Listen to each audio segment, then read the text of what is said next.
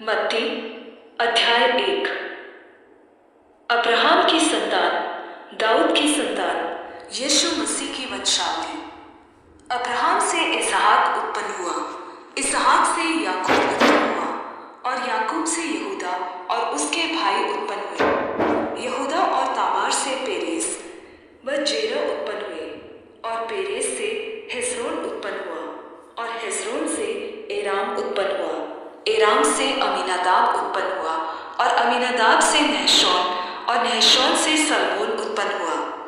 Salmon और राहाब से Boaz उत्पन्न हुआ, और बोआज और रूत से ओबेद उत्पन्न हुआ, और ओबेद से यिशै उत्पन्न हुआ, और यिशै से दाऊद राजा उत्पन्न हुआ, और दाऊद से सुलैमान उस स्त्री से उत्पन्न हुआ जो पहले ऊरिया की पत्नी थी।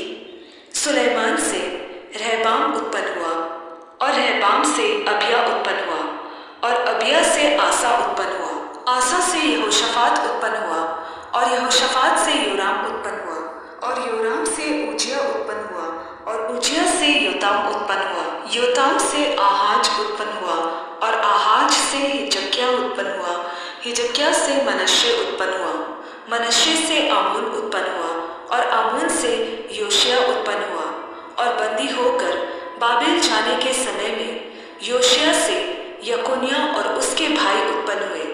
बंदी होकर बाबेल पहुंचाए जाने के बाद यकोन्याह से शालतिएल उत्पन्न हुआ, और शालतिएल से जरुब्बाबेल उत्पन्न हुआ। जरुब्बाबेल से अबीहूद उत्पन्न हुआ, अबीहूद से एलियाकीम उत्पन्न हुआ, और एलियाकीम से अजोर उत्पन्न हुआ। अजोर से सादोक उत्पन्न हुआ, सादोक से अखीम उत्पन्न हुआ, और अखीम से एलीहूद उत्पन्न हुआ। एलीहूद से एलियाजार उत्पन्न हुआ, एलियाजार से मत्तान उत्पन्न हुआ, और मत्तान से याकूब उत्पन्न हुआ।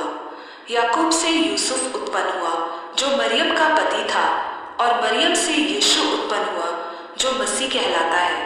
अब्राहम से दाऊद तक सब 14 पीढ़ी हुई, और दाऊद से बाबेल को बंदी होकर पहुंचाए जाने तक 14 पीढ़ी, और बंदी होकर बाबेल को पहुंचाए जाने के समय से लेकर मसीह तक 14 पीढ़ी हुई। अब यीशु मसीह का जन्म इस प्रकार से हुआ कि जब उसकी माता मरियम की मंगनी यूसुफ के साथ हो गई, तो उनके इकट्ठे होने के पहले से वह पवित्र आत्मा की ओर से गर्भवती पाई गई।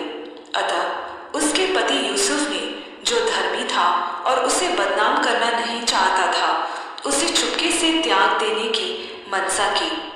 जब वह इन बातों की सोच ही में था, तो परमेश्वर का स्वर्गदूत उसे स्वप्न में दिखाई देकर कहने लगा, हे यूसुफ, दाऊद की संतान, तू अपनी पत्नी मरियम को अपने यहाँ ले आने से मत डर, क्योंकि जो उसके गर्भ में है वह पवित्र आत्मा की ओर से है।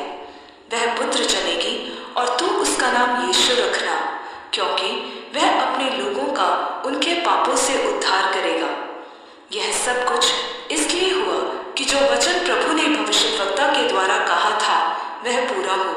देखो, एक कुंवारी गर्भवती होगी और एक पुत्र जनेगी, और उसका नाम इम्मानुएल रखा जाएगा, जिसका अर्थ है परमेश्वर हमारे साथ। तब यूसुफ नींद से जागकर परमेश्वर के